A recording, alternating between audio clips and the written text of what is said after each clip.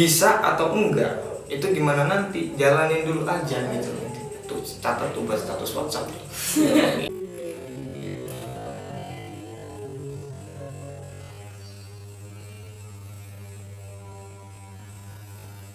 Halo, selamat datang di Rapot Ira Podcast.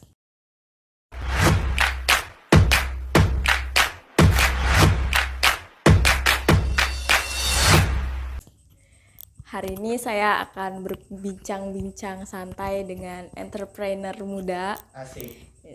owner dari studio apa namanya? Studio project. Project Foto Studio. Iya, studio Yes. project. Oke.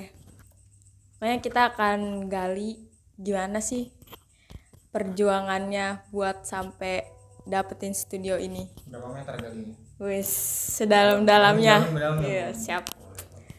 Di sini kita bersama siapa ya? Hanif. Mas Hanif Fauzan. Hai. Oke, Lanjut. langsung aja ya. Oke.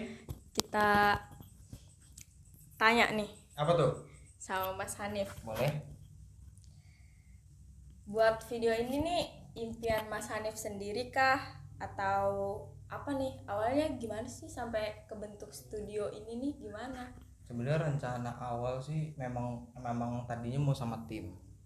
Tapi karena waktu itu tim saya ini lagi pada sibuk masing-masing, ada yang skripsi, ada yang nyari kerjaan apa segala macam, punya kesibukan masing-masing. Jadinya saya ya udah merintis sendiri seadanya sebisanya, gitu, sesuai budget, sesuai kemampuan lah kayak gitu. Jadi untuk sementara masih sendiri. Project ini masih sendiri. Mungkin kedepannya bakal merekrut orang yang sesuai dengan kemampuannya. Misalnya fotografer ya cari fotografer, videografer, editor segala macam, desainer bakal masuk sini semua wadahnya. Untuk sementara masih sendiri, masih dalam pengembangan seperti itu. Oke. Jadi dari hobi Mas Hanif sendiri ya? Betul.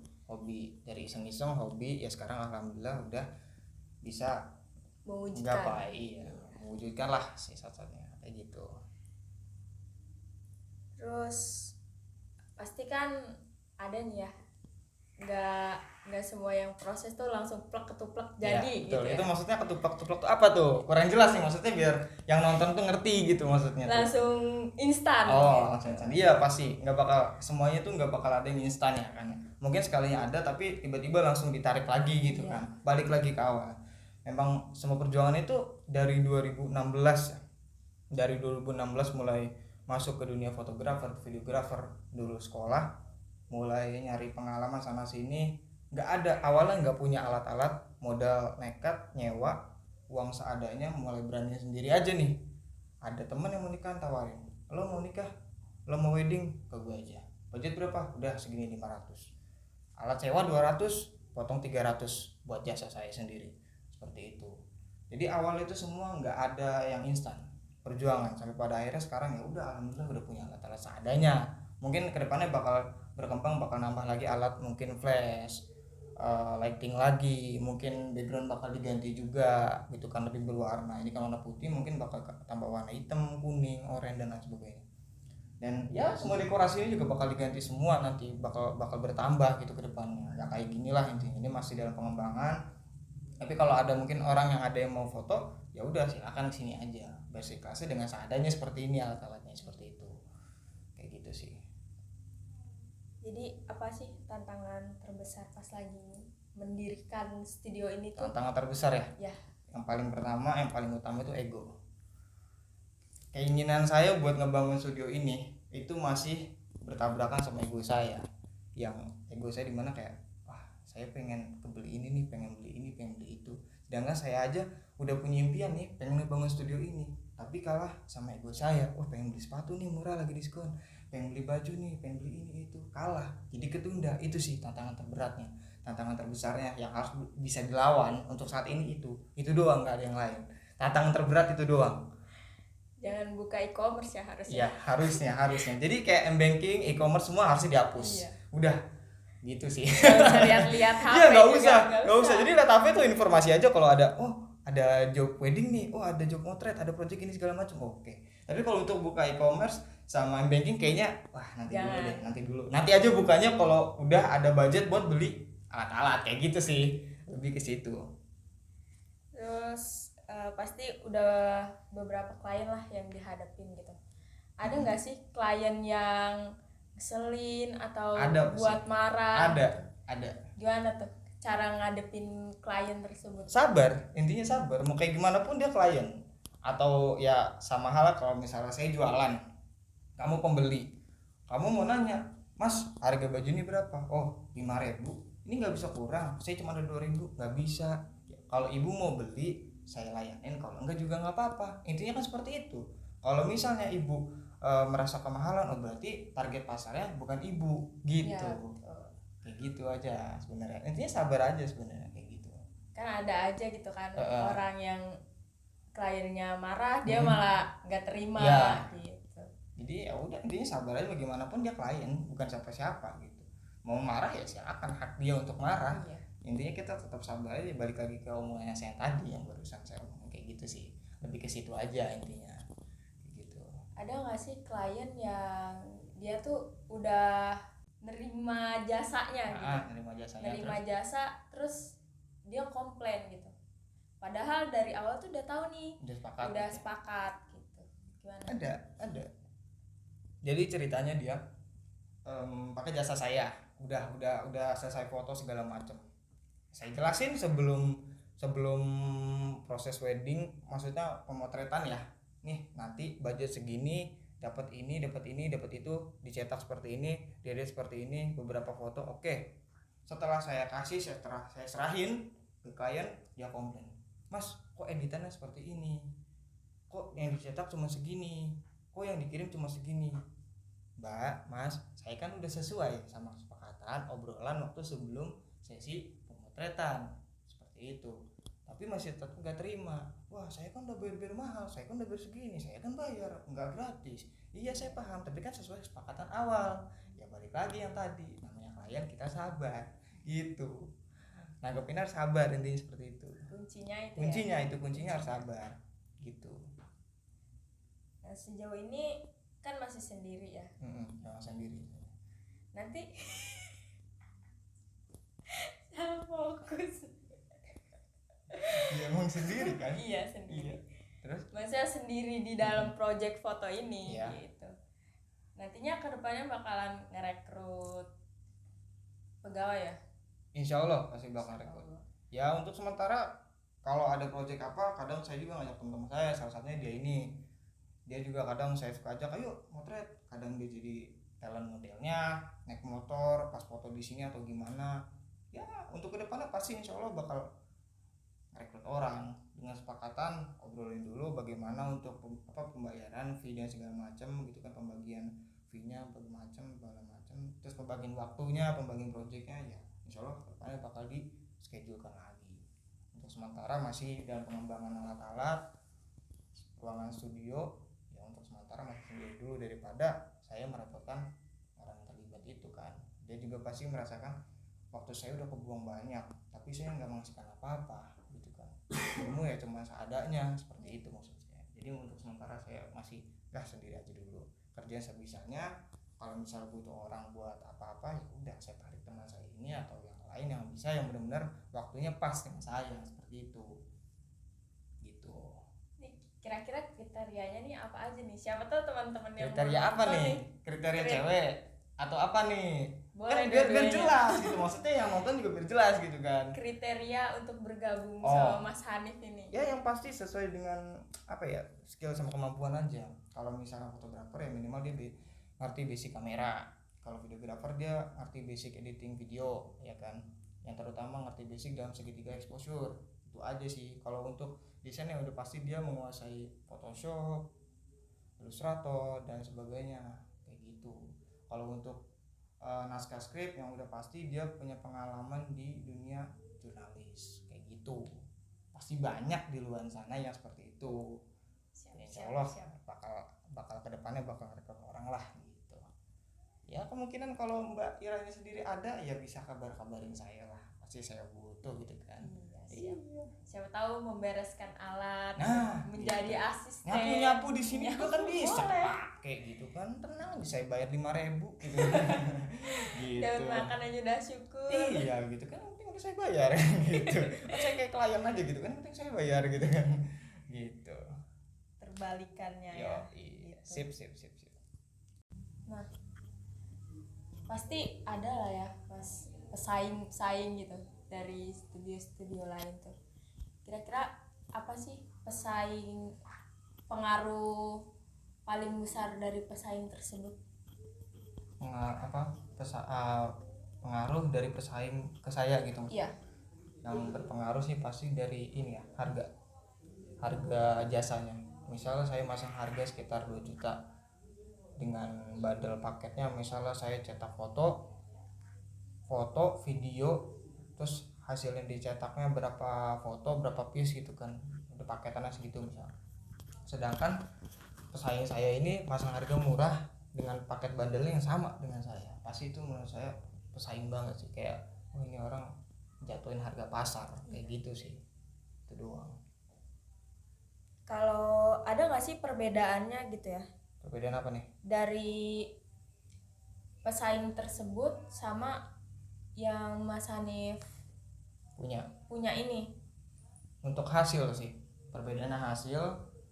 Terus yang paling menonjol itu hasil editan warnanya, karena saya di foto, di video itu punya tonjolan warna tersendiri. Misalnya dari pesaing A dia lebih menonjol warna yang standar normal, saya lebih ke warna biru. Nah pesaing C misalnya lebih warnanya warna ke putih, lebih ke merah, itu membedakannya. Pasti kalau untuk teknik pengambilan sama aja dan lainnya sama aja, untuk membedakan pasti hasil. Jadi ketika orang lain melihat hasil, tahu nih hasil saya, oh yang ini nih pasti hasil dari Mas Hanif, dengan yang A ini hasil dari si A dan C, itu pasti membedakannya di situ. Jadi punya ciri khasnya Ciri khas sendiri ya sendiri buat dari hasilnya. Iya begitu. Jadi karena motret itu nggak sembarangan jepret langsung dikirim atau langsung dikasih cetak, enggak. Jadi kita gimana caranya motret objeknya supaya hidup, lebih berwarna, lebih fresh, enak di mata gitu kan, manjain mata, enggak lebay juga warnanya kayak gitu. Kadang kan ada aja orang yang, wih keren nih gitu, tapi harganya kualitasnya oke lah gitu. Iya betul. Kayak gitu. Terus seberapa berani sih Mas Hanif nih ngambil resiko buat nyiptain studio ini, dan apa resiko terbesar selama ini? Resiko terbesar selama ini, resiko terbesarnya sih belum ada ya. Cuma kalau untuk keberanian ya saya beraniin aja, karena memang balik lagi karena ini hobi saya gitu kan. Sebenarnya dari awal saya ngejalanin hobi ini nggak pernah mengharapkan supaya saya dapat pendapatan atau dapat fee. Ya berawal dari hobi, senang motret dari teman-teman. Cuma lama kelamaan saya mikir, kenapa nggak saya uangkan aja gitu dengan jasa. Ya kan lewat jasa, tapi nggak usah matok harga dulu gitu. Karena saya juga kan belum terlalu bisa awalnya, tapi ke sini saya belajar, akhirnya saya nyari harga pasar berapa, harga standar pasar berapa gitu kan, harga pasar standar fotografi, videografi segala macam dengan kualitas yang sama gitu, seperti itu. Jadi ya beranikan diri. Kalau saya nggak beranikan diri, saya nggak akan pernah berani, nggak akan pernah bisa nyemplung ke dunia seperti ini sampai saat ini gitu. Kalau awalnya saya ragu, saya takut, nggak bakal saya punya alat-alat ini gitu maksudnya, kayak gitu. Berarti bermodalkan keberanian Ya, ya nekat. yang pertama Ya, gitu. paling awal tuh nekat aja. Intinya bisa atau enggak itu gimana nanti, jalanin dulu aja gitu. Catat tuh buat status WhatsApp. Quotes of the day. Oke. Terus biasanya tuh ya kalau pekerjaan yang berhubungan sama hobi kita tuh pasti bakal seru ya. Seru banget. Seru. Jadi kayak kita ngerasa bukan lagi kerja tapi lagi main gitu. Tapi kita main dapat uang gitu. Iya. Dapat budget, dapat fee gitu kan. Biasa kita main biasa aja, kita malah keluarin uang kan. Tapi ini kita dapat uang gitu. Ya gimana nggak seru kan? Gimana nggak asik gitu kan? Siapa yang nggak mau kan kayak gitu kan? Ya, seperti itu salah satunya. Gitu. Kalian kalau punya hobi jadiin pekerjaan. Tapi jangan, nggak semua hobi bisa jadiin pekerjaan ya, karena ada hobi mainin cewek menjadi pekerjaan itu nggak bagus. Nggak boleh. Nggak bagus itu ya. Ini kayak teman saya yang di belakang itu hobinya mainin cewek, nggak bagus dia kayak gitu, jangan ditiru. Oke. Gitu. Gimana sih manajemen di dalam bisnis ini nih? Manajemen apa nih? Manajemen keuangan, manajemen apa? Struktur organisasinya tuh gimana? Iya, manajemen keuangannya, manajemen waktunya, manajemen strukturnya. Kalau manajemen keuangan kita balik lagi sama bendahara. Wih, ada bendaharanya nih. Ada. Siapa nih? Ada. Ya, ada lah, intinya ada gitu. Biasa. Dia yang biasa ngelola uang dari hasil fee pembayaran klien, kita serahin ke dia, nanti dibagi-bagi lagi misalnya buat uang kas, uang alat-alat gitu kan. Apalah segala macam itu serahin lagi sama dia gitu. Nah, untuk manajemen struktur organisasinya lagi ya balik lagi yang saya awal bilang tadi, ada kameramen, ada editing, ada desainer, ada videographer gitu. Videographer setelah dia ngedit serahin ke editor gitu. Editor video, editor foto, dia yang ngelola gitu. Jadi khusus edit aja dia buat foto-foto, video gitu. Nah, balik lagi sama sekretaris, misalnya ada bagian-bagian buat kayak bikin nota apa segala macam, bikin selembaran kertas buat pengumuman perekrutan, dia yang bikin. Jadi udah ada orang masing-masing. Jadi kita misalnya ada job wedding di sini, ini ada job wedding di sini, tapi ini nggak ada yang backup gitu. Itu sama yang saya bilang tadi, script writing, dia yang biasa berpengalaman di jurnal, dia yang bikin script buat kalau ada project film, project video, karena bikin video itu nggak sembarang tag, ambil semua itu tertata, ada skripnya. Scene pertama orang ini lagi ngapain, orang ini ngapain, dia bilang apa, dia harus ngomong apa, begitu semua ada skripnya. Jadi tertata. Pas editing lebih enak. Jadi pas diserahin dari videographer, dari script writing diserahin skripnya ke video editor. Ketika video editor udah jelas, oh ini scene pertama dia ngapain, dia harus tahu kasih sound effect apa, kasih efek apa kayak gitu, kasih soundnya apa kayak gitu, kasih preset warnanya seperti apa kayak gitu. Jadi semua tuh kalau udah tertata enak, jadi saling melengkapi, saling menutupi gitu. Jadi semuanya seimbang. Gitu. Pernah nggak sih ada satu kendala yang benar-benar di dalam semua yang tadi Mas Hanif sebutin itu berantakan gitu? Ada, pasti ada. Masalah waktu. Saya kan nggak fokus di situ, saya fokus di pekerjaan, karena pekerjaan utama saya di perusahaan. Jadi ketika ada job wedding atau pre-wed segala macam, saya nggak bisa, ada pekerjaan khusus yang nggak bisa saya tinggalin. Dan rekan-rekan yang lain, tim-tim saya yang lain pun nggak bisa, dan mau nggak mau harus saya cancel dan saya batalkan gitu. Karena saya dan yang lain pun nggak bisa ngambil gitu tuh, job itu nggak bisa diambil gitu, intinya nggak bisa di-apply kayak gitu. Itu yang paling berantakan menurut saya. Berbicara soal rekan kerja tadi ya, ada nggak sih perbedaan pendapat gitu? Pasti ada, namanya setiap manusia kan pasti berbeda-beda pendapat.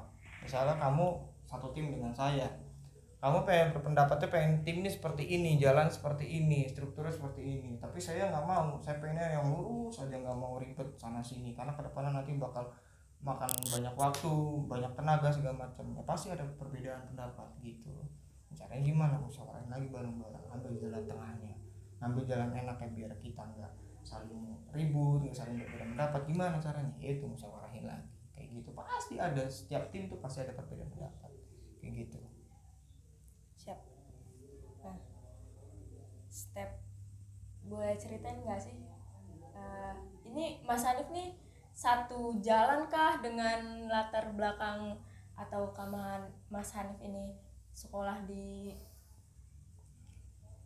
berkecimpung di dunia media gitu? Enggak.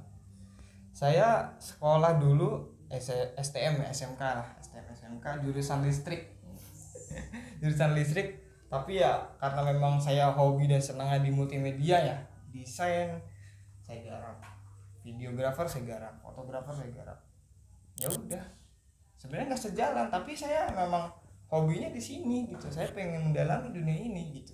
Dan akhirnya ya alhamdulillah bisa beli satu persatu alat-alatnya yang harus saya butuhin kayak gitu.